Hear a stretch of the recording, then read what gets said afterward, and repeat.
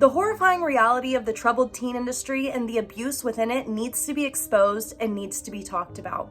A couple years ago, I was actually in one of these programs. Luckily for me, I was an adult and I put myself into this program voluntarily. For most people, they are under the age of 18 and they were forced into these programs by their parents. The parents usually don't know that these programs are in fact abusing their children.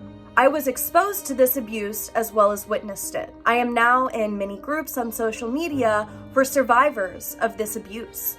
I will also talk about my personal experiences, but I'd like to start this series off by exposing the abuse to the LGBTQ+ community in these programs. These programs are still up and running today, and they're still forcing conversion therapy on teens within the LGBTQ+ community. It's insane to me to think that conversion therapy is still going on today. So let's talk about it. What is conversion therapy? Conversion therapy is any attempt to change a person's sexual orientation, gender identity, or gender expression. For example, that could mean attempting to change someone's sexual orientation from lesbian, gay, or bisexual to straight, or their gender identity from transgender or non-binary to cisgender. And it could include efforts to change a person's gender expression, i.e. to make a person act more stereotypically masculine or feminine, or to reduce or eliminate sexual or romantic attraction or feelings toward a person of the same gender. The most common techniques in the United States today include talk therapies that licensed or unlicensed practitioners use in attempt to treat a person's sexual orientation or gender identity. They may falsely claim that a person's sexual orientation or gender identity is a result of abuse and childhood trauma or otherwise a result of a person's environment and upbringing. LGBTQ youth who underwent conversion therapy were more than twice as likely to report having attempted and more than 2.5 times as likely to report multiple attempts in the past year. That's why conversion therapy is widely opposed by prominent professional medical associations, including the American Medical Association, the American Psychological Association, and the American Academy of Pediatrics. Now I'm going to read some stories from survivors of conversion therapy in the troubled teen industry. I was told I wasn't really gay because it was only a symptom of my sick addict mind, so I couldn't trust myself to know my own sexuality. I was a 16-year-old girl told to date 3 different boys in the group, even though I didn't want to. They said it was normal to not have feelings for a boy, but that it was my duty to give these guys a chance and to date them even though I felt uncomfortable. It took me 2 years after leaving the group to realize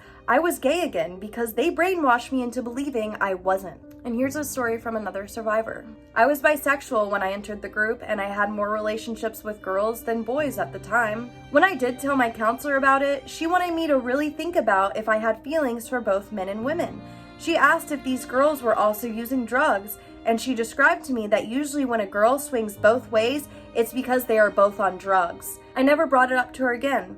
It was almost like there was an unspoken rule in the group that associated homosexuality with using drugs.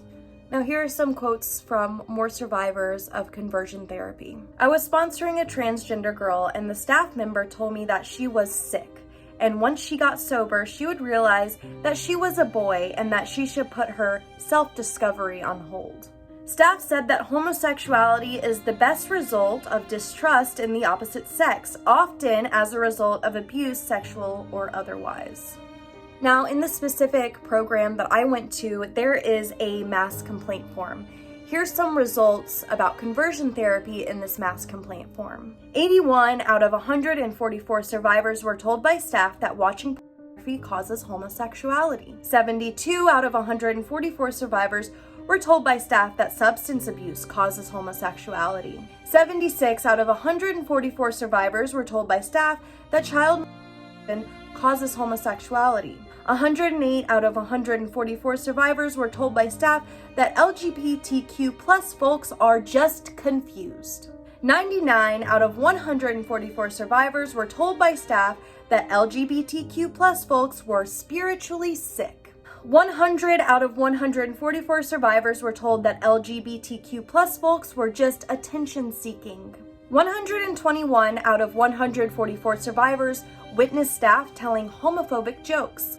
36 out of 144 survivors said staff made them wear clothes of appropriate gender, and 77 survivors said they witnessed this. 24 out of 144 survivors said that staff made them date someone of appropriate gender, and 67 survivors said they witnessed this. 110 out of 144 survivors witnessed staff saying LGBTQ plus slurs. Now, in these groups, survivors are even made to come out as straight. 51 survivors said that they witnessed staff making one of their peers come out as straight. According to the Trevor Project's 2020 National Survey on LGBTQ youth mental health, 10% of LGBTQ youth reported undergoing conversion therapy, with 78% reporting it occurred when they were under the age of 18. Youth who reported undergoing conversion therapy reported more than twice the rate of attempting suicide in the past year compared to those who did not. So in the troubled teen industry, conversion therapy is going on unbeknownst to parents who are putting their kids in these programs. This is abuse. This multiplies the chance of an LGBTQ youth attempting suicide. Sending your kid away to one of these abusive cult programs is up, and it should fall on your shoulders as well, not just the up counselors who are doing this to our youth. Take care of your children. Take responsibility for your children and their mental health and their well-being. If you are a survivor or are currently involved in the troubled teen industry and you are looking for help, please send me a DM on Instagram. I am here to help, and I will give you resources to report the abuse you have experienced. Stay tuned to my page as I will be further exposing the troubled teen industry and the abuse within it.